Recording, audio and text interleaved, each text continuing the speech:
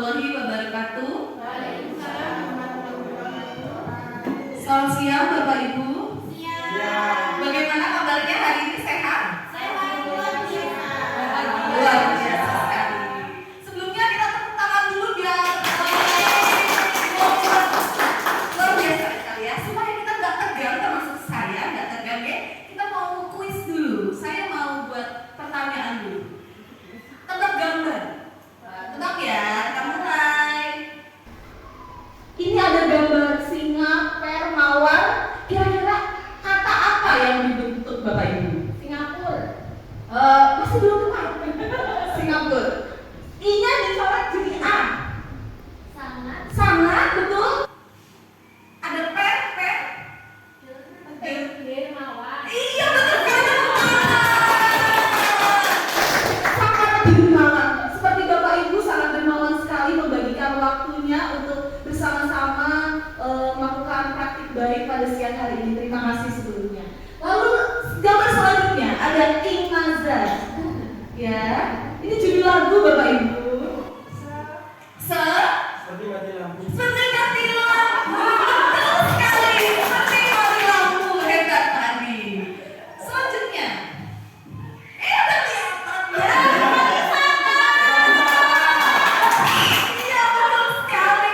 Aduh, ya agak grogi ya, jadi sudah terlihat tempat wisata. Oke, sudah semangat ya Bapak Ibu mengurangi ketegangan pada siang hari ini. Ya, pada siang hari ini kita akan belajar tentang budaya positif, ya Bapak Ibu. Di mana inti budaya positifnya itu di sini ada 8. Yang pertama ada perubahan paradigma belajar, ada disiplin positif, nilai-nilai kebajikan, kebutuhan dasar manusia, motivasi perilaku manusia, posisi kontrol guru, keyakinan kelas, dan segitiga restitusi. Untuk materi yang pertama, kita langsung saja perubahan paradigma belajar. Apa sih perubahan paradigma belajar itu? Pembelajaran merupakan paradigma baru, merupakan pembelajaran yang dirancang berdasarkan prinsip belajar berdiferensiasi, sehingga para peserta didik belajar sesuai dengan kebutuhannya, berdasarkan tahap perkembangan sesuai dengan teori psikologi modern untuk mewujudkan profil pelajar Pancasila. Bapak Ibu, seperti yang kita ketahui, kita seringkali disibukkan untuk mencapai capaian kurikulum dan mengesampingkan tanpa melihat kebutuhan dari siswa itu sendiri. Nah, di sini kita akan ubah paradigmanya menjadi pembelajaran berdiferensiasi, yaitu pembelajaran yang melihat apa sih kebutuhan dari peserta didik. Dan ini ada beberapa miskonsepsi Bapak Ibu tentang makna kontrol. Kita sebagai guru, sebagai orang dewasa seringkali melihat ilusi yang pertama, yaitu ilusi guru mengontrol murid. Setelah saya belajar di guru penggerak ini, saya mendapatkan sebuah pencerahan. Ternyata kita sebagai guru itu tidak bisa mengontrol murid. Itu hanya sebuah ilusi. Ketika murid mau melakukan apa yang kita minta, bukan berarti murid itu bisa kita kontrol.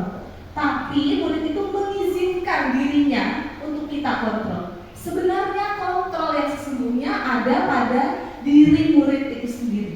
Jadi kita tidak bisa mengontrol orang lain. Lalu di ilusi yang kedua, ilusi bahwa semua penguatan positif, efektif, dan bermanfaat. Kalau yang seperti ini, penguatan positif, pujian, imbalan, reward, itu mungkin kita merasa sesuatu yang bisa mengubah anak menjadi lebih positif. Ternyata itu hanya ilusi. Kenapa? Karena mungkin ketika imbalan, reward, penghargaan itu dihilangkan, mungkin murid akan kembali ke sikapnya yang semula, seperti itu. Lalu, ilusi kritik dan membuat rasa bersalah mampu menguatkan karakter. Wah, kita seringkali melakukan ini ya Bapak Ibu. Khususnya mungkin saya. Membuat rasa bersalah. Aduh nak, kamu tuh gimana sih nak? Ini gini gitu. Membuat anak itu merasa salah, aduh aku nggak benar. Lalu yang selanjutnya, ilusi bahwa orang dewasa berhak memaksa. Nah, kita sebagai orang dewasa biasanya memaksa. Mungkin anak kita, adik kita, melakukan apa yang kita mau. Dan ternyata itu hanya ilusi, tidak benar. Lalu selanjutnya, setelah paradigma itu diubah, kita merubah dari paradigma stimulus respon menjadi teori kontrol. Di stimulus respon, kita mencoba mengubah orang agar berpandangan sama dengan kita. Pokoknya pandanganku sih bener, kamu harus malu. Itu kalau stimulus respon. Tapi di teori kontrol, kita berusaha memahami pandangan orang lain tentang dunia. Setiap orang mempunyai sudut pandangnya masing-masing. Nah, untuk yang kedua, perilaku buruk dilihat sebagai suatu kesalahan. Pokoknya yang melakukan hal yang buruk pasti itu salah. Itu kalau stimulus respon. Tapi ternyata kita ubah ke teori kontrol menjadi semua perilaku memiliki tujuan. Apapun yang anak lakukan, baik itu buruk dan baik, dia punya tujuan, punya kebutuhan yang harus dipenuhi. Lalu yang ketiga, orang lain bisa mengontrol saya. Seperti yang saya tadi bilang, ternyata di teori kontrol hanya kita sendiri yang bisa mengontrol diri kita sendiri. Kita punya andil untuk mengontrol diri kita sendiri. Lalu yang selanjutnya, saya bisa mengontrol orang lain. Nah ini sama kita tidak dapat mengontrol orang lain.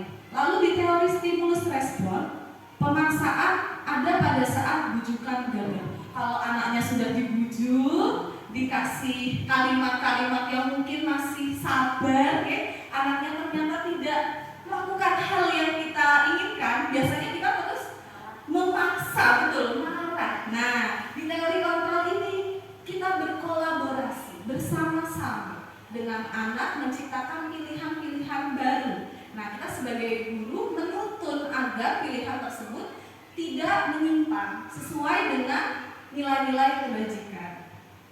Lalu di teori stimulus respon itu ada model berpikir menang kalah. Yang benar ya menang, yang salah ya kalah. Tapi ternyata kita ubah di teori kontrol, yaitu model berpikir menang-menang. Jadi bagaimana setiap orang mempunyai menang, mempunyai keuntungan, tidak ada yang dirugikan, seperti itu. Masih semangat Bapak Ibu? Lalu selanjutnya, setelah ada perubahan paradigma belajar, kita belajar tentang disiplin positif. Disiplin positif ini berasal dari kata disiplina yang artinya belajar. Ternyata disiplin itu makna awalnya adalah belajar, Bapak Ibu. Disiplin mengacu pada disiplin diri yang bertanggung jawab terhadap apa yang dilakukannya berdasarkan nilai-nilai yang dimiliki. Setiap orang tentunya termasuk kita mempunyai nilai-nilai yang kita yakini. Bagaimana kita setelah meyakini nilai itu bertanggung jawab atas apa yang kita yakini, atas apa yang kita lakukan. Seperti itu.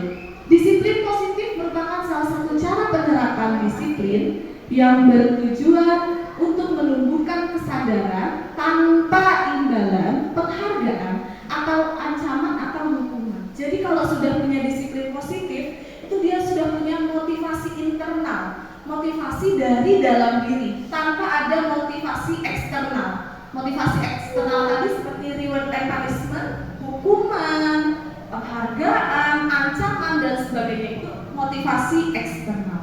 Lalu sebagai pendidik, tujuan kita adalah menciptakan anak-anak yang memiliki disiplin diri sehingga mereka bisa berperilaku dengan mengacu pada nilai-nilai kebajikan universal dan memiliki motivasi intrinsik bukan ekstrinsik. Seperti tadi nih Bapak Ibu, kalau dia punya motivasi ekstrinsik, ketika motivasi itu hilang, pasti perilakunya akan kembali lagi. Seperti itu.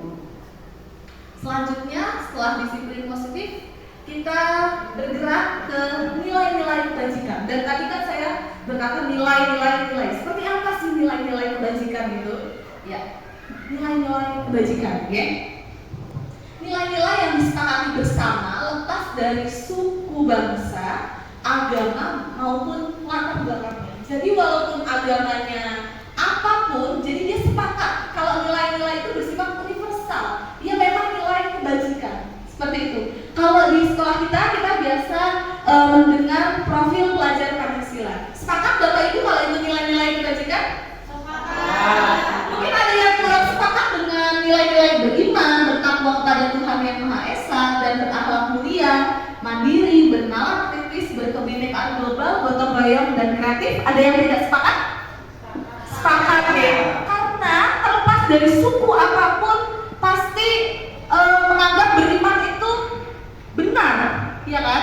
Dari latar belakang agama apapun menganggap kalau berakhlak mulia itu benar. Jadi terlepas dari suku, agama apapun, nilai-nilai ini bersifat universal, benar. Oke? Supaya lebih semangat kita mau nyanyi dulu. Nyanyi. Semangat sekali ya. Menyanyikan lagu Profil Pelajar Pancasila. Bisa nggak Bapak Ibu? Bisa dong, pasti ya. Oke, kalau suara saya agak sumbang-sumbang, mohon maaf karena saya bukan penyanyi. Oke? Agak sering, betul, agak sering ya. 1, 2, 3.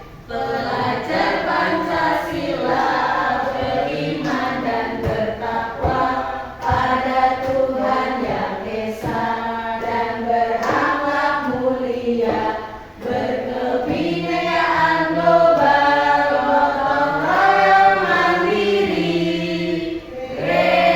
kreatif dan bernalar kritis. Tepuk tangan buat kita semua. Terima kasih Bapak Ibu. Ya, seperti di dimensi profil pelajar Pancasila ini, ada juga Bapak Ibu nilai-nilai kebajikan yang lain. Seperti contohnya ini dari toleransi, rasa hormat, integritas dan sebagainya. Ini juga nilai-nilai kebajikan yang mungkin setiap orang bisa meyakini terlepas dari suku, bangsa, agama, bahasa maupun latar belakangnya. Ya, setelah tahu apa sih nilai-nilai kebajikan itu, kita beranjak ke kebutuhan dasar manusia.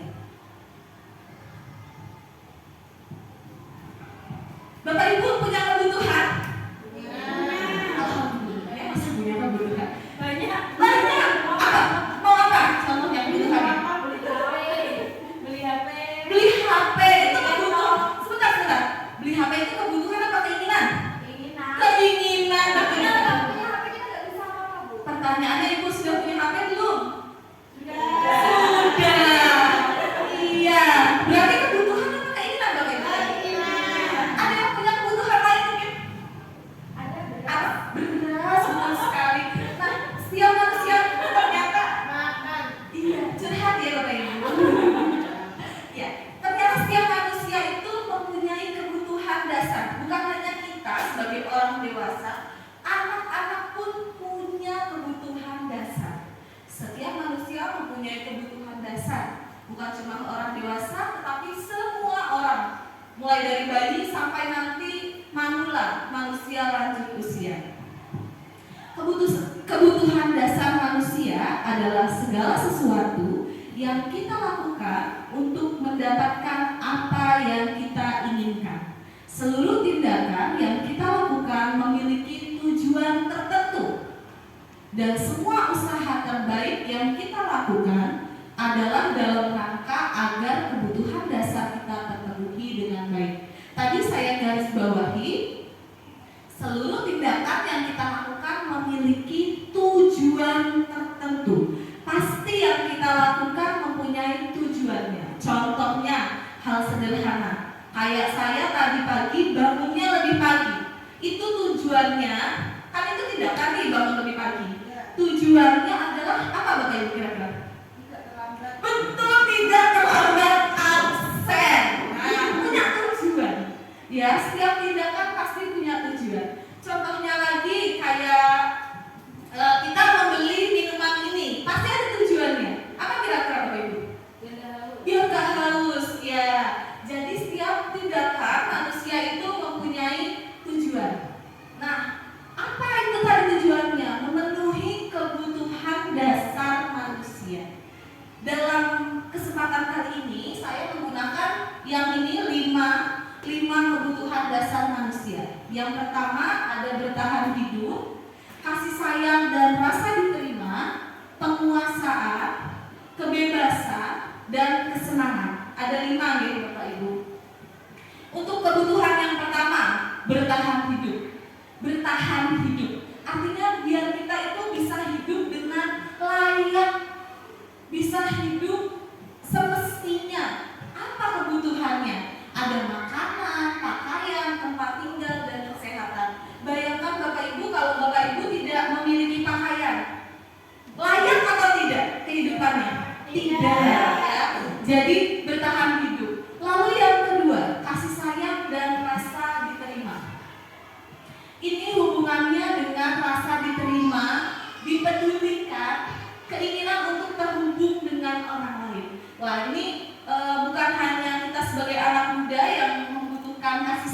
sayang dan merasa diterima, okay? Tapi semua orang membutuhkan, okay?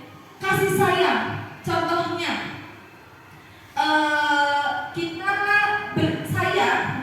saya berinteraksi tetap terhubung dengan murid-murid.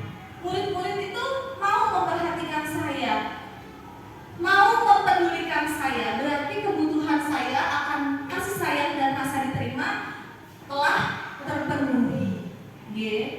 Lalu ada penguasaan, ada harga diri, keinginan untuk dianggap, memimpin, diakui, didengar. Penguasaan, contohnya Bapak Ibu, kayak mungkin ada murid kita yang suka berkelahi atau suka memimpin temannya, memimpin ya mau itu negatif maupun positif ya. Mungkin ada kebutuhan yang ingin mereka capai, yang ingin mereka penuhi, yaitu kebutuhan penguasaan. Lalu kebebasan, memiliki kesempatan memilih dan mengendalikan diri, mencoba hal baru.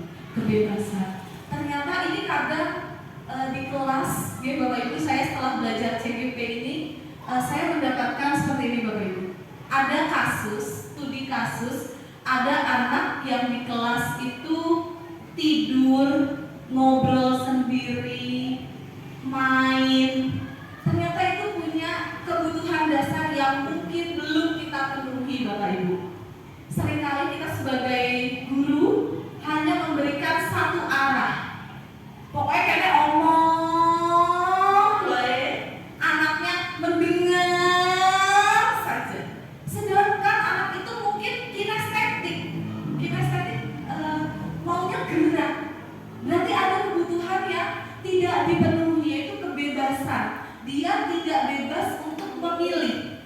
Tapi kebebasan di sini bukan kebebasan terus sekarpe dewe, bukan nih Bapak Ibu. Tapi kebebasan yang bertanggung jawab. Setelah anak itu memilih apa yang dia inginkan, apa yang dia butuhkan, anak tersebut bertanggung jawab atas pilihan. Lalu selanjutnya adalah kesenangan, kegiatan yang menyenangkan, bermain, tertawa, antusiasme. Contohnya kesenangan itu, misalnya kita menyelipkan permainan pada saat pembelajaran. Permainannya nggak usah yang muluk-muluk Bapak Ibu, menggunakan alat dan bahan yang ada di kelas. Bisa kertas mungkin, bisa spidol dan sebagainya. Untuk memancing rasa kesenangan, kebutuhannya bisa dipenuhi. Seperti itu ya Bapak Ibu. Sampai saat ini semangat? Mana semangatmu? Ini semangatku. Di mana? Di sini. Dan aja saya nggak tahu lagi soalnya. Semangat aku. Luar biasa sekali. Tepuk tangan buat kita semua. Oke, setelah kebutuhan dasar kita sudah tahu ada 5 kebutuhan dasar tadi. Kita lanjut. Dari kebutuhan itu akan muncul motivasi perilaku atau tindakan yang akan dilakukan. Nah, ini tadi Bapak Ibu yang dari tadi saya bilang internal eksternal, ya. Motivasi itu misalnya di sini ada 3 yang saya contohkan. Yang pertama, untuk menghindari ketidaknyamanan atau hukuman. Itu motivasi yang pertama. Motivasi yang kedua, untuk mendapatkan imbalan atau penghargaan dari orang lain. Dan motivasi yang ketiga, untuk menjadi orang yang mereka inginkan dan menghargai diri sendiri dengan nilai-nilai yang dipercaya. Saya masuk ke motivasi yang pertama, ya. Untuk motivasi yang pertama dan kedua, sesuai dengan tanda panahnya, ini adalah motivasi eksternal atau motivasi yang berasal dari luar diri anak. Yang pertama, untuk menghindari ketidaknyamanan atau hukuman. Wah, ini seringkali ya anak-anak melakukan ini. Datang pagi biar apa nak? Engkau nek telat aku dikoneng lapangan loh, misalnya. Tapi bukan di kelas ya, di SD lain. Mungkin ditanya lagi, kamu ngerjain PR biar apa nak? Nanti kalau nggak ngerjain PR aku disuruh lari lapangan 10 kali ya. Berarti itu untuk menghindari ketidaknyamanan atau hukuman. Ketika guru itu nggak ada, ketika aturan itu hilang, maka anak akan melakukan semaunya sendiri karena motivasinya sudah hilang. Lalu motivasi eksternal yang kedua adalah untuk mendapatkan imbalan atau penghargaan dari orang lain. Saya tidak bilang kalau penghargaan atau imbalan itu buruk, tidak ya.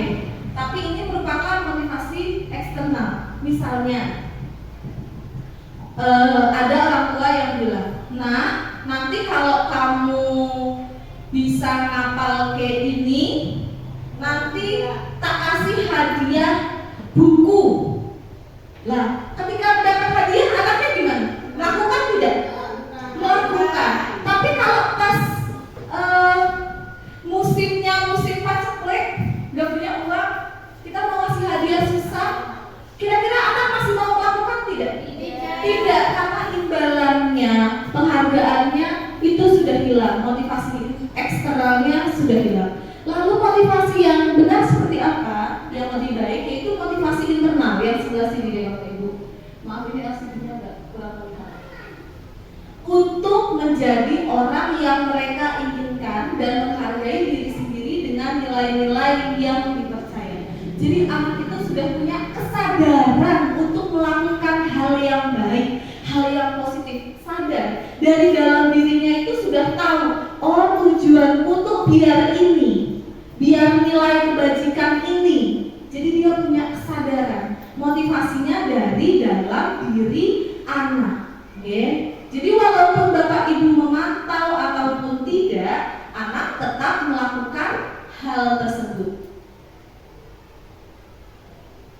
Nah, ini yang tadi saya bilang, bukan penghargaan, bukan reward itu salah, itu bukan Bapak Ibu. Tapi mungkin ada beberapa orang yang merasa dihukum oleh penghargaan. Kok bisa ya penghargaan malah menghukum? Kenapa ya? Yang pertama, pengaruh jangka pendek dan jangka panjang. Ketika jangka pendek penghargaan itu diberikan, anak mau melakukannya. Tetapi apakah jangka panjangnya mau? Kita tidak tahu. Lalu yang kedua, penghargaan menghukum. Kenapa bisa menghukum? Misalnya ya Bapak Ibu, saya memberi penghargaan kepada Bu Diva. Bu Diva, ini ya kamu sudah melakukan hal yang baik. Wah, kamu hebat. Tapi teman-temannya kira-kira merasa gimana? Ada yang iri, ada yang gak suka, ada yang mungkin senang, ada. Tapi ada sebagian yang merasa kok gak aku ya. Jadi dia seperti seolah-olah dihukum oleh penghargaan. Melihat temannya diberi penghargaan itu dia merasa kurang suka seperti itu. Lalu penghargaan mengurangi ketepatan, penghargaan tidak efektif, penghargaan merusak hubungan. Seperti yang tadi ya, akhirnya Bu Iva mungkin dijauhi sama teman-temannya. Mas gak usah dolanan sampai Iva, ngene misalnya. Padahal dia melakukan hal yang baik, tapi ternyata itu merusak hubungannya dengan orang lain. Bu Iva ini hanya contoh. Lalu lanjut, penghargaan menurunkan kualitas. Jadi anak-anak itu seolah sudah punya standarnya segini tok, biar aku dapat penghargaan, tidak berusaha untuk lebih lagi. Penghargaan mematikan kreativitas karena sudah punya standar tadi, ya udah berjalan apa adanya saja, kreativitasnya sudah mati. Penghargaan mengurangi motivasi intrinsik, motivasi tadi, kesadaran dalam dirinya tadi. Lalu gimana caranya kita memberi apresiasi yang lebih tepat? Bukan berarti apresiasi yang kita berikan selama ini salah, bukan ya? Yang lebih tepat itu beri pengakuan secara khusus. Misalnya Bapak Ibu mau menguji, ya, dipanggil anaknya, lalu dibicarakan secara personal. Nah, kamu hari ini udah pintar sekali ya, piketnya rajin dan sebagainya. Diberikan penghargaan secara khusus dan secara pribadi. Lalu pengakuan kepada murid secara bergantian dan konsisten. Misalnya gini, saya memuji Mbak Ika karena Mbak Ika itu hadir tepat waktu pada pagi hari. Saya puji nih, ternyata ketika Bu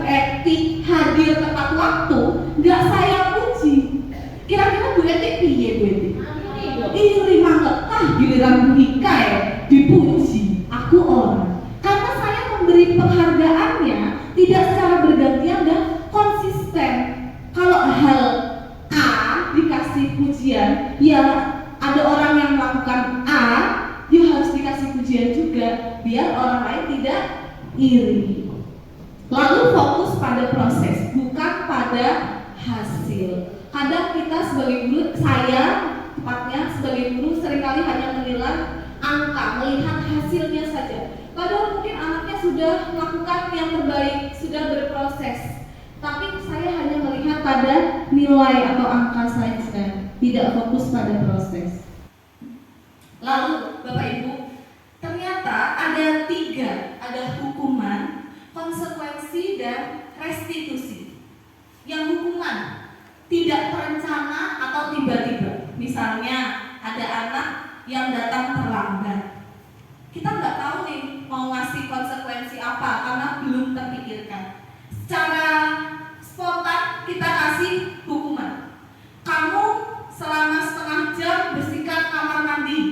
Itu kan secara tiba-tiba nih. Anak tidak tahu, tiba-tiba kita kasih hukuman aja. Murid tidak tahu apa yang akan terjadi dan tidak dilibatkan. Pokoknya satu arah dari guru ke murid, bersifat satu arah. Terus hukumannya bisa berupa fisik atau psikis. Bisa mungkin kita menghukumnya melalui kata-kata. Kamu tuh bodoh, diajari berkali-kali. Itu termasuk hukuman secara verbal, secara kata-kata. Bagaimana kira-kira anak yang mendapatkan hukuman secara verbal tadi?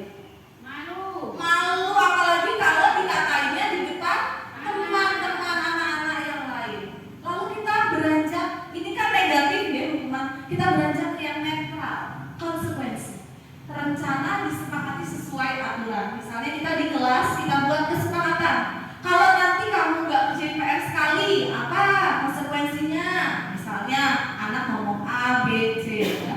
Terus murid tetap dibuat tidak nyaman, tetap nggak nyaman. Karena apa? Karena dia harus melakukan konsekuensi tadi. Sikap guru selalu memonitor murid. Jadi pokoknya kita awasi ya, siapa yang kira-kira melakukan kesalahan, kita kasih konsekuensi. Lalu yang terakhir, ini yang bersifat positif, restitusi. Proses menciptakan kondisi bagi murid untuk memperbaiki kesalahan mereka. Jadi kita coba ajak anak untuk mencari solusi. Nah, hari ini kamu melakukan A. Kira-kira apa ya yang bisa kamu lakukan untuk memperbaiki hal ini? Seperti itu. Anak diajak untuk mencari solusi. Supaya kembali bersemangat, kita kembali kuis lagi ya Bapak Ibu. Masih semangat? Bagaimana dengan kelompok sebelah sana, masih semangat?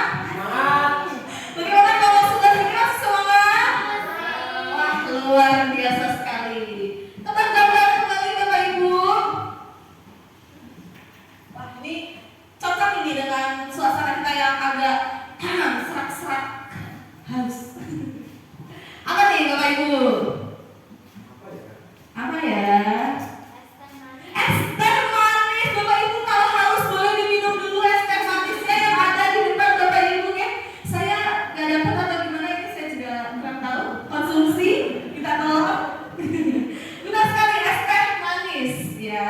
Boleh diminum dulu Bapak Ibu supaya rileks ya. Yang selanjutnya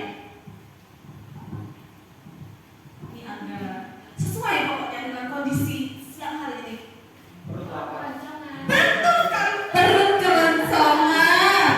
Sabar nih Bapak Ibu, kita masih melakukan aktivitas ini walaupun dalam keadaan perut yang keroncongan. Gak apa-apa, kita agak tahan-tahan sedikit ya, perut keroncongan. Lanjut Bapak Ibu. Walaupun tadi perutnya keroncongan, bisa diminum dulu es tehnya untuk mengganjal.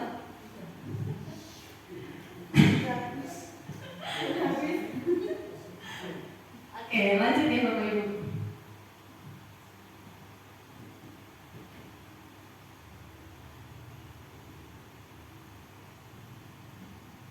Kita lanjut, kita memasuki 5 posisi kontrol guru. Kita sebagai guru memiliki hak atau memiliki pilihan untuk melakukan 5 posisi kontrol ini. Yang pertama ada sebagai penghukum, ada sebagai pembuat rasa bersalah, ada sebagai teman, ada ada sebagai pemantau, ada sebagai manajer. Nah, kita punya pilihan ini. Kita mau jadi yang seperti apa, Bapak Ibu? Yang pertama sebagai penghukum. Ini konotasinya masih negatif. Biasanya menghardik, menunjuk-nunjuk, berkacak pinggang, membentak. Nah, ini yang mungkin seringkali saya lakukan ketika saya mungkin belum bisa mengontrol emosi saya, ya, sebagai penghukum. Jadi kita menghukum murid. Lalu ada pembuat rasa bersalah. Kalau yang tadi di penghukum suaranya itu emosi besar, menghardik. Kalau di pembuat rasa bersalah ini suaranya udah agak turun. Suaranya cenderung lembut dan tenang, namun kata-katanya menyalahkan murid. Aduh nak, gimana sih nak? Kamu kok nggak ngerti-ngerti nak? Kamu nggak kasihan nak? Itu kan sebenarnya kita halus tapi agak membuat murid merasa bersalah. Lalu posisi yang ketiga, teman. Suaranya ramah Bapak Ibu, bersenda gurau, tapi tetap berusaha mengontrol dengan persuasi. Misalnya, ayo dong nak, ayo dibantu, ibu dibantu nggih. Ayo buat ibu, dibantu. Coba diletakkan dulu mainannya. Kita belajar dulu. Ibu yakin kamu pasti bisa. Jadi suaranya ramah. Mungkin dia sambil bersenda gurau, itu sebagai teman atau sebagai pemantau. Pemantau ini harus senantiasa memantau. Murid tidak sepenuhnya mandiri. Jadi anak itu sudah tahu, tapi kita harus terus memantau. Dan yang paling bagus atau yang paling ideal itu manajer. Suaranya netral, jadi nggak ada bentakan, tapi nggak ada, pokoknya netral, datar. Guru mengajukan pertanyaan yang bermakna, membimbing murid memecahkan masalahnya. Dari pertanyaan-pertanyaan bermakna itu, murid akan seperti digiring, seperti dibimbing untuk menyelesaikan masalahnya. Nah, ini contohnya Bapak Ibu. Sebagai penghukum, kalimatnya seperti ini. Patuhi aturan saya ya, awas aja nanti. Nah, itu penghukum. Atau kamu selalu saja salah. Itu penghukum Bapak Ibu. Atau sekarang kamu lari lapangan 10 kali. Nah, itu sebagai penghukum. Lalu pembuat rasa bersalah. Tadi suaranya cenderung lembut, cenderung ya seperti itu, tenang ya. Bapak sangat kecewa sama kamu misalnya. Berapa kali sih ibu harus memberitahu kamu ya, kok gini terus? Kamu selalu saja mengecewakan bapak, kamu selalu saja mengecewakan ibu, misalnya seperti itu. Pasti anak akan merasa bersalah. Lalu selanjutnya adalah yang selanjutnya adalah teman. Kata-katanya seperti ini. Ayo, ingat ya semua bantuan ibu. Ibu udah bantu kamu loh. Masa kamu gak mau ngerjain? Tolong bantu ibu ya sekali ini saja. Nanti, wes gak apa-apa lain kali kamu tak bantu. Tapi kali ini bantu ibu dulu ya. Jangan berbuat seperti ini lagi ya. Itu sebagai teman. Lalu sebagai pemantau, kata-katanya gini. Peraturannya apa? Apa yang telah kamu lakukan? Nadanya cenderung datar. Kamu sudah melanggar aturan sekolah. Kamu tahu kan konsekuensinya? Jadi dia memantau anak itu berbuat salah, lalu melakukan konsekuensinya. Dan yang terakhir, manajer. Ketika anak berbuat sesuatu yang mungkin tidak kita inginkan, kita bertanya, apa coba yang sudah kita yakini? Kamu yakin gak sih dengan keyakinan yang sudah kita buat? Kita coba gali dengan pertanyaan-pertanyaan yang bermakna. Kamu kan sudah meyakininya, kamu bersedia nggak memperbaikinya? Kalau kamu memperbaikinya, hal ini menunjukkan tentang seperti apa diri kamu. Terus apa rencana kamu untuk memperbaikinya? Jadi anak dibimbing, dituntun untuk menyelesaikan masalahnya sendiri. Ini saya punya video, monggo dilihat dulu Bapak Ibu.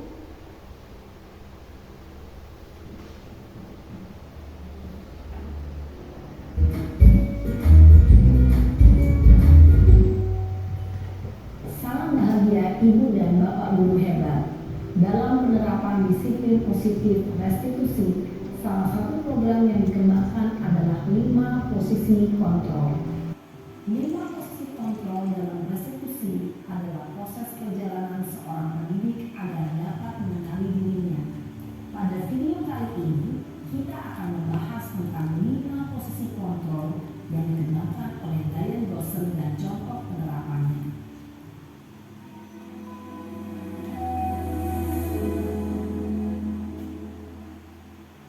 5 posisi kontrol itu adalah 1.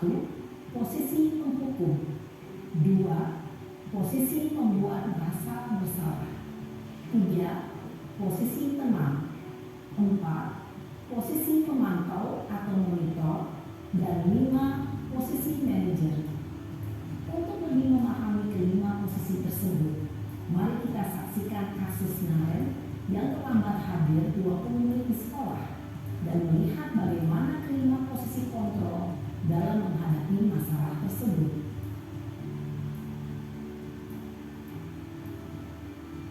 Ini posisi penghukum ya.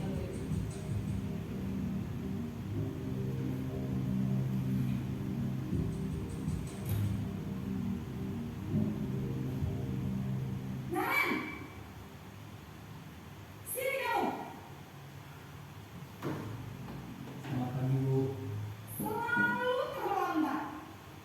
Kamu deh, pasti terlambat. Maaf, Bu. Saya Apa? Apa coba? Alasan kamu apa lagi? Kapan sih kamu tidak terlambat? Malas sekali ya kamu jadi anak. saya Dasar pemalas. Gak kapok-kapok sih kamu. Sudah berapa kali terlambat? Sana, kamu keliling lapangan basket 2 kali. kenapa saya harus keliling lapangan basket, Bu? Kenapa? Kamu melawan ibu. Berani-beraninya jawab. Sudah terlambat, masih berani jawab enggak? Sekarang, keliling lapangan basket 5 kali sekalian. Biar kapok. Cepat. Pergi sana ke lapangan basket. Posisi penghukum biasanya berbicara dengan nada tinggi, menghardik, menunjuk-nunjuk, menyakiti, dan menyindir. Hukuman bisa berupa fisik maupun psikis. Ibu dan bapak guru hebat. Dampak yang terjadi pada murid ketika guru berada pada posisi penghukum adalah murid cenderung akan memberontak, bahkan menyimpan dendam.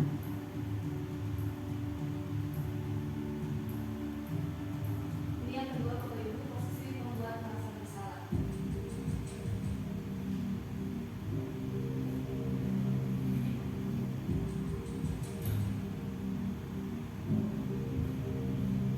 Naren,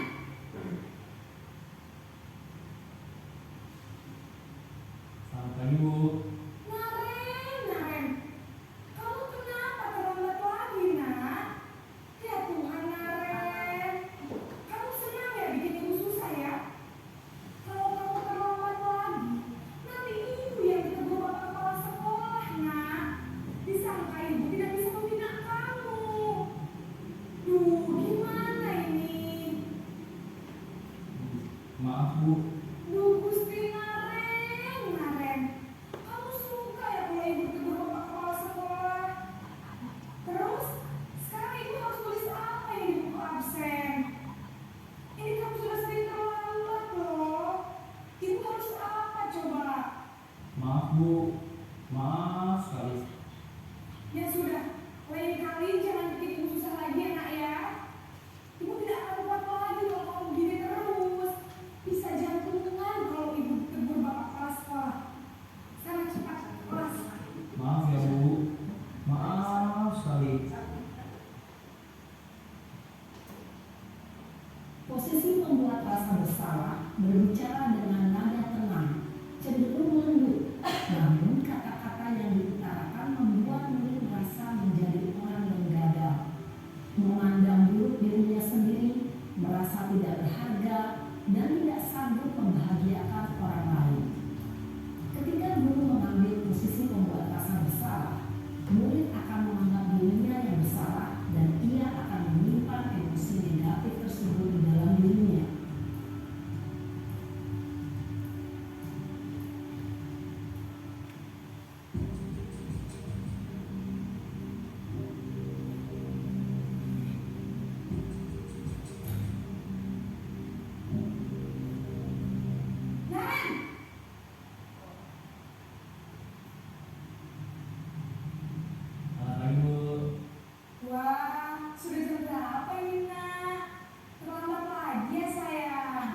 Iya Bu, habis nih saya udah menyediakan saya Bu. Kamu bukannya anak yang paling kencang. Kamu lambat sih. Iya Bu, saya memang terlambat bangun tadi. Jadi biarpun saya kencang, tetap nggak kencang Bu. Ya sudah sana, nanti lain kali larinya lebih kencang lagi ya, biar gak terlambat lagi. Bikin senang ibu, demi ibu, bisa kan? Bisa lah Bu. Ya sudah sana masuk kelas, ibu beresin urusan absen kamu.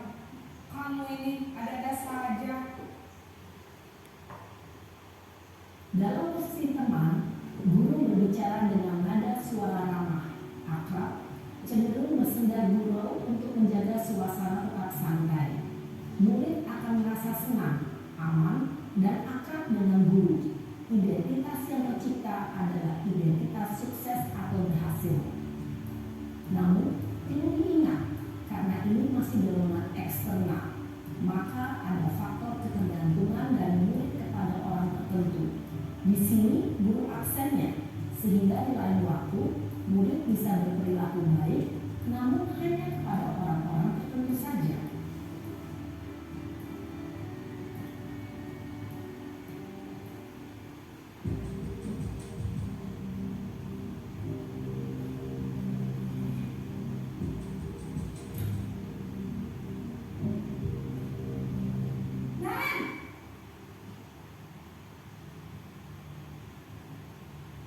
Selamat pagi Bu. Naren, apa peraturan sekolah kita tentang jam berapa kita harus masuk sekolah, Nak? Kita harus di sekolah jam 7 Bu. Iya betul, sekarang sudah jam 7.20. Naren sudah tahu konsekuensinya jika terlambat hadir. Paham Bu, saya harus tinggal kelas pas jam istirahat selama 20 menit. Iya benar, konsekuensinya demikian. Jadi nanti jam 9.30 pas istirahat, kamu harus tinggal di kelas, kerjakan tugas tambahan untuk ketertinggalan kamu, ya? Baik Bu. Posisi pemantau mengandalkan penghitungan atau data untuk mengontrol murid. Guru mengarahkan murid berdasarkan peraturan dan konsekuensi. Seorang pemantau menunjukkan bahasa tubuh dan ekspresi wajah yang datar dan cenderung formal.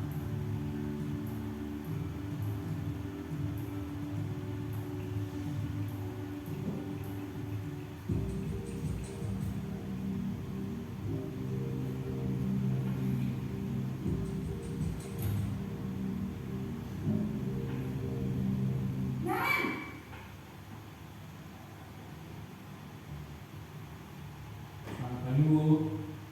Selamat pagi, Naren. Maaf Bu, saya terlambat. Iya, sekolah masuknya jam 7, sekarang sudah jam 7.20. Jadi sekarang bagaimana nih, Naren? Maaf Bu, saya lupa setel alarm saya semalam. Baiklah, menurut kamu, keyakinan sekolah yang mana yang perlu kamu tingkatkan? Menghargai diri sendiri dan orang lain mungkin ya Bu. Setuju. Jadi, apakah Naren meyakini prinsip saling menghormati tersebut? Iya Bu, saya meyakininya. Apakah Naren bersedia memperbaiki masalah keterlambatan ini? Bersedia Bu. Bagaimana kamu akan perbaiki masalah keterlambatan ini? Saya akan coba untuk tidak lupa menyetel alarm saya Bu. Baik, kalau Naren lupa menyetel alarm di rumah, ada orang yang kira-kira bisa bantu mengingatkan tidak? Ada Bu, kakak saya, Kak Emma. Ada lagi selain Kak Emma?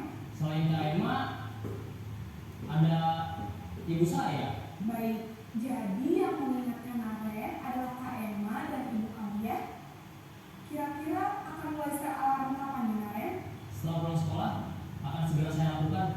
Baik, jadi Naren akan setel alarm untuk bangun besok pagi dan akan diingatkan oleh kakak dan ibu dan Naren ya. Ada lagi yang mungkin perlu dilakukan, Naren, agar tidak terlambat bangun lagi. Tidak ada Bu. Baik, Naren, terima kasih untuk kerjasama kamu. Sekarang kamu perlu kembali ke kelas untuk belajar. Baik Bu, terima kasih. Posisi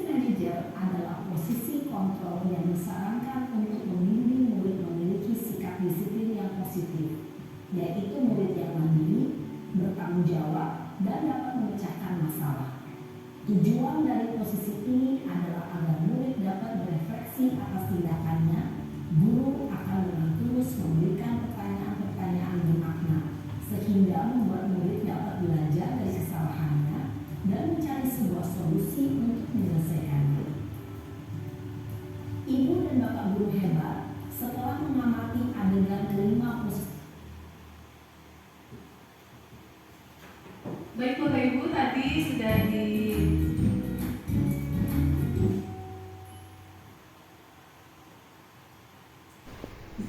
ada video tentang 5 posisi kontrol ya. Kira-kira Bapak Ibu sudah makin memahami atau makin bingung? Semoga semakin memahami ya dari video yang telah kita lihat bersama tadi. Nah, Bapak Ibu untuk coba merefresh, untuk mencoba menggali apakah kita sudah cukup memahami tentang 5 posisi kontrol ini, saya ada beberapa kuis nih Bapak Ibu. Nah, ini ada posisi kontrol yang berkatanya seperti ini.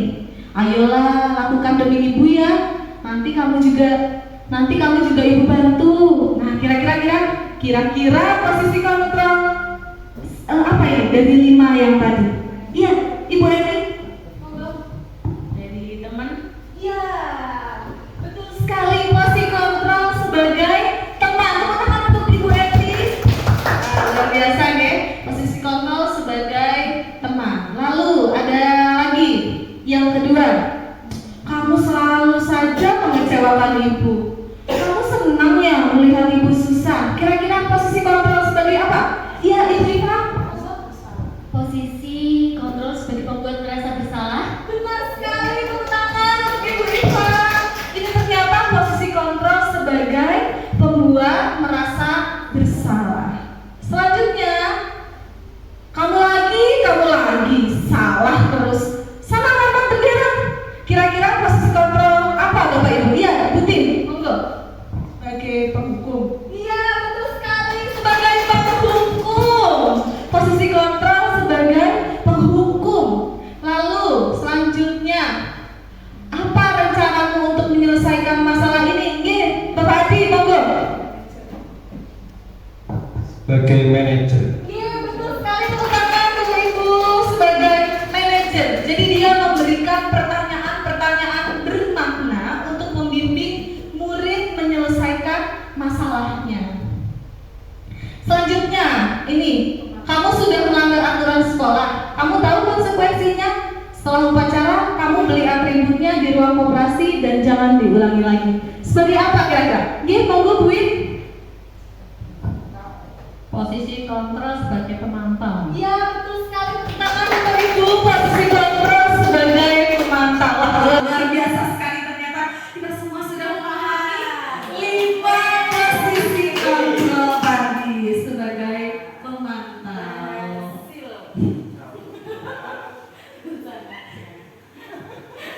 Oke, kita lanjutkan ya Bapak Ibu. Kalau tadi posisi kontrol sudah, ini keyakinan kelas. Kita lanjutkan ya Bapak Ibu tentang keyakinan kelas. Kenapa sih keyakinan kelas? Kenapa bukan peraturan aja? Kan sudah ada aturan, emang nggak cukup? Kenapa harus buat keyakinan kelas? Mungkin kita berpikir seperti itu ya Bapak Ibu. Seperti yang tadi kita belajar, ada motivasi eksternal dan motivasi internal. Kalau peraturan kelas itu maksudnya kira-kira patuh atau sadar? Patuh. Kalau keyakinan kelas kira-kira patuh atau sadar? Sadar, karena dia meyakini, dia tahu nilainya apa, dia tahu tujuannya apa. Jadi dia yakin. Ketika anak sudah yakin, dia akan secara sukarela melakukan hal tersebut. Jadi kenapa sih keyakinan kelas bukan peraturan kelas? Lalu ini pembentukan keyakinan kelas. Keyakinan kelas itu bersifat abstrak. Jadi nggak langsung to the point. Jadi masih abstrak, masih bisa dijabarkan lagi. Lalu berupa pernyataan universal. Ini seperti yang tadi sudah kita pelajari tentang kebajikan universal, okay? Dibuat dalam pernyataan positif seringkali buat aturannya jangan terlambat datang ke sekolah. Itu kan kalimat negatif nih. Ada kata jangan atau dilarang merokok. Itu kalimat negatif karena ada kata dilarang. Saya tidak ke salah satu pihak ya, ini hanya contoh. Mungkin kita bisa berubah ke pernyataan yang positif. Tadi kan jangan terlambat datang ke sekolah. Berarti kalimat positifnya seperti apa Bapak Ibu? Betul, datang ke sekolah tepat waktu. Nah, terus tadi dilarang merokok. Kira-kira kalimat positifnya apa? Merokok di tempat yang disediakan. Iya, merokok mengganggu kesehatan. Merokok di tempat yang disediakan. Nah, seperti itu kayak Bapak Ibu. Maaf, saya tidak menjurus ke situ. Oke, lanjut. Dibuat dalam bentuk kata sehingga mudah diingat. Kalau tadi kan datang ke sekolah tepat waktu, mungkin bisa kita buat kata saja yang lebih mudah diingat. Misalnya, disiplin, tanggung jawab, menghormati orang lain. Ternyata kalau kita datang ke sekolah tepat waktu itu termasuk menghormati orang lain loh Bapak Ibu, secara tidak langsung ya. Suasana kondisi sesuaikan dengan kondisi kelas dan sekolah. Kalau memang kelas kita membutuhkan keyakinan itu, ya kita terapkan. Tapi mungkin ada beberapa yang tidak butuh, yang tidak perlu diterapkan. Disesuaikan saja dengan kondisi kelas dan sekolah kita. Lalu semua warga kelas dilibatkan dalam membuat keyakinan. Namanya saja keyakinan. Kalau kita buat sendiri namanya aturan. Kalau keyakinan, masa orang lain saya paksa untuk meyakini apa yang saya yakini? Kan tidak. Kita ajak anak-anak, kira-kira anak-anak mau kelas yang seperti apa? Anak-anak mau pembelajaran yang bagaimana? Kira-kira hubungan yang baik dengan teman gimana caranya? Itu kita gali, kita ajak anak untuk berdiskusi, anak untuk mencurahkan pendapatnya. Kita libatkan semua warga kelas kalau keyakinan kelas, atau kita libatkan semua warga sekolah kalau itu keyakinan sekolah.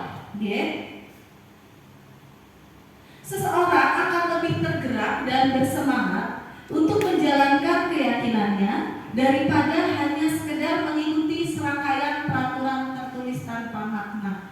Kalau anak-anak sudah yakin, sudah tahu tujuannya, nilainya, anak-anak akan lebih mudah melakukannya, lebih tergerak, mempunyai kesadaran untuk melakukan. Tapi kalau hanya sekedar peraturan yang tanpa makna, ya anak-anak ya udah lakuin sebisanya aja, semampunya, dan pokoknya seadanya. Misalnya peraturan memakai sepatu hitam ke sekolah, anak-anak nggak tahu tujuannya apa. Bu, kok pakainya sepatu hitam? Kenapa nggak warna putih aja biar keren? Kenapa nggak warna pink aja biar cute? Kenapa nggak warna silver aja biar metal? Udah gitu. Anak nggak punya apa sih tujuannya itu nggak ada. Jadi anak-anak ada, maaf ya, diam-diam memakai sepatu warna lain. Nanti alasannya mungkin dicuci bu, bolong bu, ketelingsut bu dan sebagainya.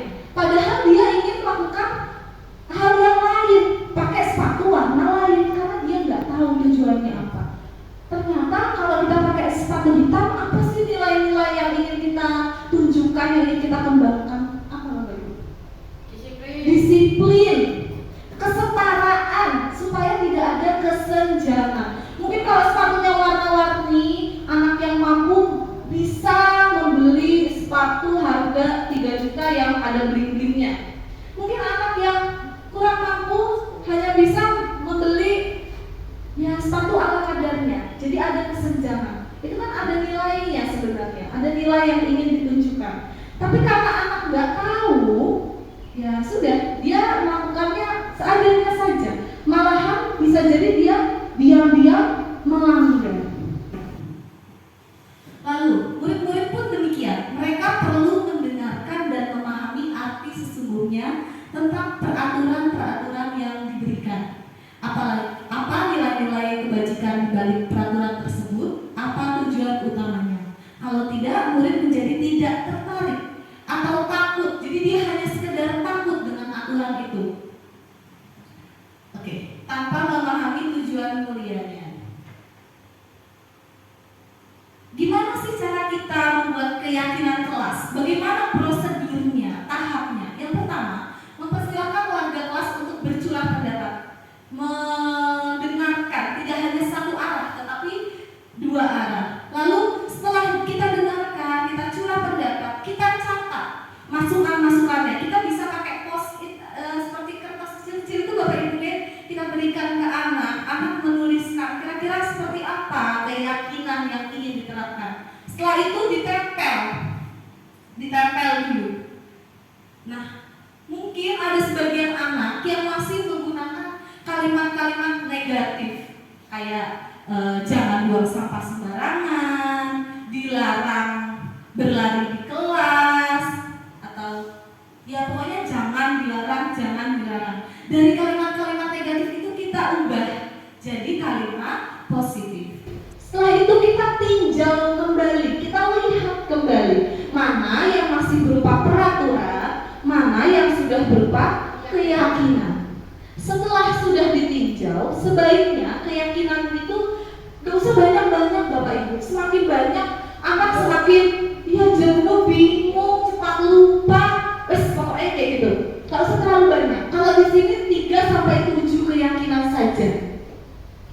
Lalu menggunakan kata tadi, jadi kalimatnya tidak usah terlalu panjang, biar anak mudah mengingat dan syukur-syukur menjalankan. Lalu setelah keyakinan kelas selesai dibuat dan semua warga kelas menyetujuinya, selanjutnya menandatangani. Tadi kan kita sudah buat di tempat yang besar seperti itu Bapak Ibu, sudah ditempel, anak-anak menandatangani sebagai bentuk kalau mereka sudah setuju, sepakat seperti itu. Lalu selanjutnya keyakinan kelas selanjutnya bisa diletakkan di dinding kelas di tempat yang mudah dilihat oleh semua warga kelas. Biar apa Bapak Ibu? Biar mereka terus membaca, ingat, tahu, seperti mudah dilihat kayak mungkin di dinding-dinding ini ya, bisa kita tempelkan nanti. Lalu apa sih bedanya peraturan dan keyakinan kelas? Nih, kalau peraturan contohnya seperti ini. Selalu kembalikan buku ke tempatnya. Keyakinan kelasnya apa? Nilainya apa? Tanggung jawab. Lalu dilarang mengganggu orang lain. Keyakinannya apa? Menghormati orang lain. Peraturannya hadir di sekolah 15 menit sebelum pembelajaran dimulai. Itu keyakinannya, nilainya adalah menghormati orang lain, berkomitmen, ya. Lalu dilarang melakukan kekerasan.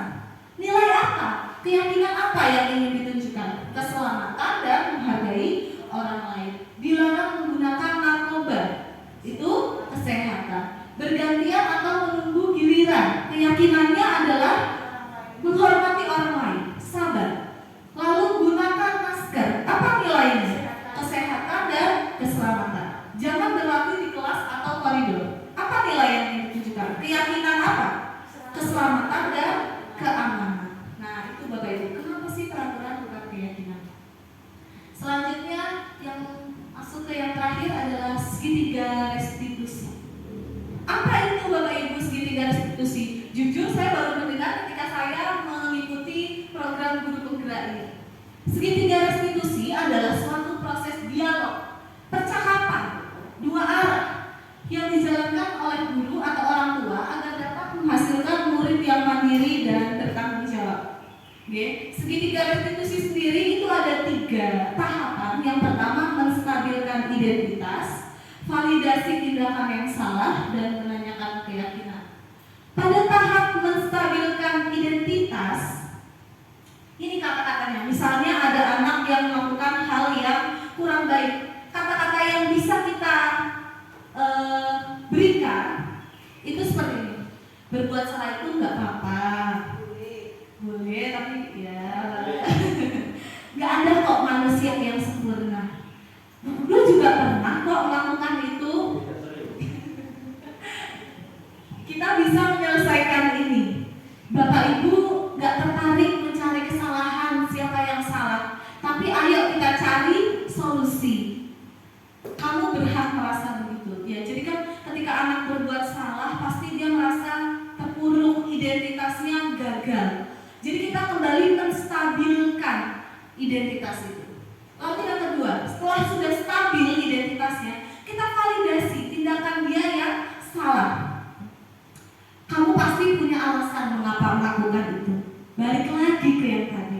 Semua tindakan memiliki tujuan atau kebutuhan yang ingin dipenuhi. Kamu patut bangga pada dirimu sendiri. Loh Bu, kok salah malah bangga? Maksudnya bangga di sini mungkin dia tidak melakukan sesuatu yang lebih parah lagi. Seperti itu. Terus ya, untuk kamu tidak melakukan hal yang lebih parah ya, seperti itu. Lalu menanyakan keyakinan. Kita tanyakan kembali keyakinan-keyakinan yang tadi sudah kita buat, keyakinan kelas tadi tentang nilai-nilai itu. Apa kita percaya sebagai kelas atau keluarga? Kita tanya dulu. Dia jawab mungkin, percaya Bu. Nilai-nilai umum apa yang sudah kita sepakati? Kan kita sudah sepakat nih, sudah membuat keyakinan nih. Nilai-nilai apa yang kamu yakini? Mungkin dia ada nilai-nilai tersendiri. Apa bayangan kita tentang kelas yang ideal? Kamu mau jadi orang seperti apa? Seperti itu. Ya, Bapak Ibu, ternyata kita sudah di penghujung materi ya. Dari 8 materi inti yang sudah kita pelajari tadi, mungkin dari Bapak Ibu ada yang ingin ditanyakan, disampaikan atau ditambahkan? Oke, Ibu Yun.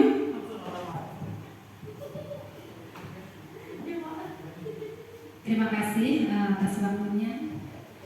Dari apa yang sudah disampaikan tadi ya, tentang budaya positif, ada bagian yang ingin saya tanyakan, yaitu di bagian 5 posisi kontrol. Kalau tadi dari rekan-rekan ya, Bapak Ibu mungkin sudah bisa membedakan tentang 5 posisi kontrol.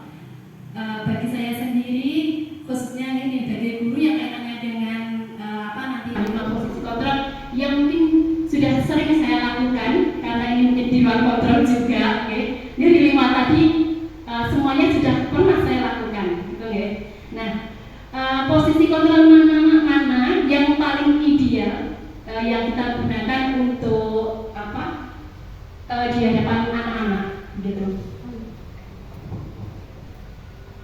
Terima kasih Bu Yun. Pertanyaannya luar biasa sekali ya.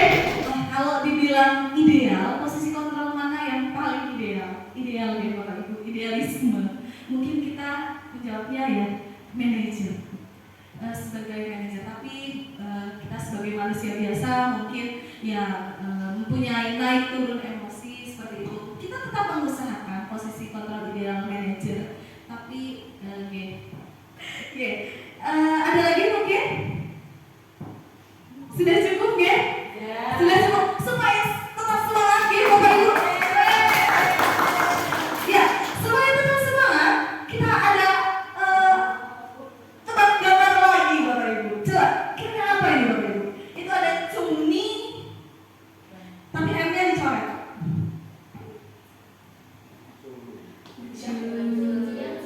Betul sekali. Cucian segunung. Iya Bapak Ibu, walaupun kita teringat cucian kita, cucian piring, cucian baju yang di rumah, gak apa-apa Bapak Ibu, kita semangat dulu mengikuti kegiatan pada hari ini. Lanjut. Keju, kayaknya dicoret jadi P. Pejuang rupiah, betul sekali Bapak Ibu. Walaupun cucian segunung, perut keroncongan, pengen ST, tapi kita sebagai pejuang rupiah, pejuang anak bangsa, kita tetap semangat ya Bapak Ibu. Semangat, luar biasa sekali. Terakhir Bapak Ibu,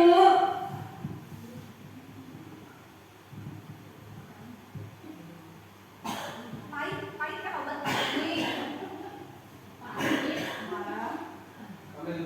Pamit undur diri, sekian dari saya, kurang lebihnya mohon maaf. Banyak tutur kata saya yang mungkin kurang berkenan di Bapak Ibu. Terima kasih, saya pamit undur diri. Wassalamualaikum warahmatullahi wabarakatuh.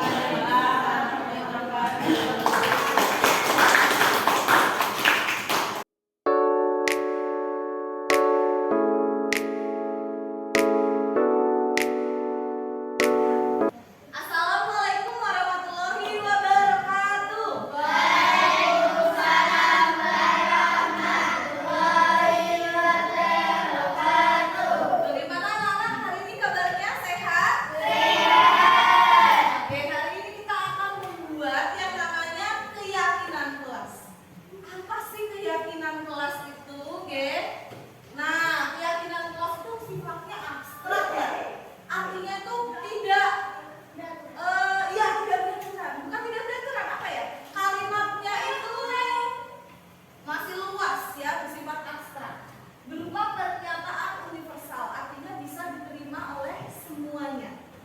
Walaupun kamu laki-laki, perempuan, agamanya apa, bisa diterima.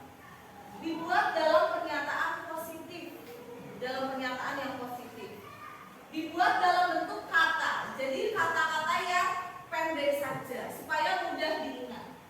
Lalu sesuaikan dengan kondisi kelasmu. Kelasmu seperti apa ya? Pengen kelas yang bagaimana ya? Disesuaikan dengan kondisi kelas.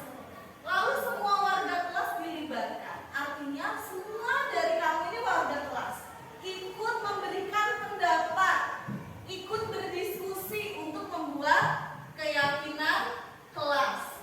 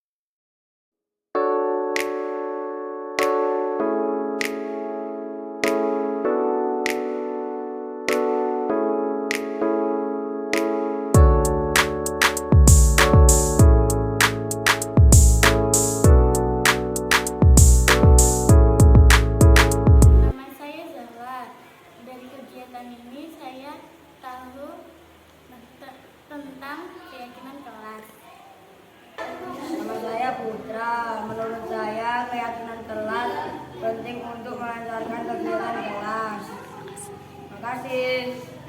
Nama saya Dita, saya senang belajar tentang keyakinan